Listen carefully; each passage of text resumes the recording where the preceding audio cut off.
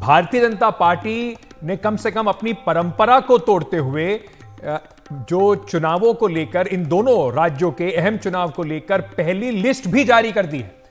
अभी तक चुनाव की जो डेट है वो डिक्लेयर नहीं हुई है, मॉडल कोड ऑफ कंडक्ट अभी तक लगा नहीं है। उससे पहले ही भारतीय जनता पार्टी ने इन दोनों राज्यों के लिए अपनी पहली कैंडिडेट्स की जो लिस्ट है वो जारी कर दी है। छत्तीसगढ़ में 21 और 39 उम्मीदवार मध्य प्रदेश के तय करके घोषित कर दिए गए हैं।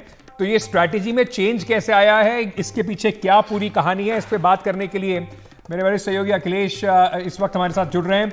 अखिलेश जी, ये क्या बीजेपी ने जो लिस्ट जारी की है, अभी तो फिलहाल लोग इस अचरज से बाहर नहीं आ पा रहे कि बीजेपी ने इतनी जल्दी, इतने महीने पहले, डेट अनाउंस होने से पहले ही कैंडिडेट की लिस्ट जारी करनी शुरू कर दी। बिल्कुल हम यही बात अंकित कल भी कर रहे थे। आपको याद होगा कि बीजेपी की केंद्रीय चुनाव समिति की कल बैठक हुई थी, करीब 3 घंटे चली थी। तब भी हमने यही कहा था कि चुनाव घोषित होने से पहले बीजेपी की केंद्रीय चुनाव समिति की बैठक होना ये अपने आप में पहली बार हुआ। और न केवल बैठक हुई बल्कि नामों को भी अंतिम रूप दे दिया गया। पहली सूची मध्य प्रदेश और छत्तीसगढ़ विधानसभा चुनाव के लिए जारी कर दी है। दर्शकों को बता दें कि 21 उम्मीदवार जो हैं वो छत्तीसगढ़ के लिए बीजेपी ने अपनी पहली सूची में घोषित की हैं। इनमें 5 महिलाएं हैं, 10 अनुसूचित जनजाति के हैं और 1 जो अनुसूचित जाति के उम्मीदवार को घोषित किया गया है।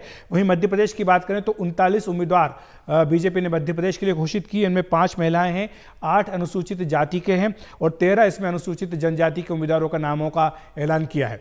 इसमें महत्वपूर्ण बात यह भी है कि मुख्यमंत्री शिवराज सिंह चौहान या जो उनके कैबिनेट के अन्य वरिष्ठ साथी, उनके नामों का भी ऐलान नहीं किया गया है। वैसे ही छत्तीसगढ़ में पूर्व मुख्यमंत्री रमन सिंह या जो उनके साथ पुराने मंत्री रहे हैं या जो बीजेपी के वरिष्ठ नेता हैं छत्तीसगढ़ के, उनका नाम भी इसमें घोषित नहीं किया गया है। लेकिन महत्वपूर्ण बात यह है कि बीजेपी ने शुरुआत कर दी है।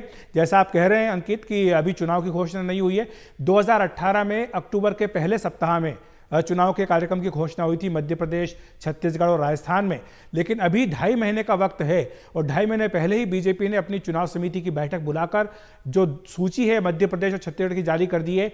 निश्चित तौर पर एक मनोवैज्ञानिक बढ़त कांग्रेस पार्टी के ऊपर लेने का प्रयास बीजेपी की ओर से है। और दूसरी बात इसमें महत्वपूर्ण यह भी अंकित कि जो कर्नाटक में हार हुई उसमें एक सबक बीजेपी ने सीखा है, क्योंकि तब हमने ये देखा था कि नामांकन भरने की आखिरी तारीख मान लीजिए कल है, लेकिन आज तक आपको कई सीटों पर पता नहीं था कि उम्मीदवार कौन है। तो ये जो देरी थी बीजेपी की वहां से, उससे एक सबक सीखते हुए इस बार बीजेपी ने कोर्स करेक्शन किया है।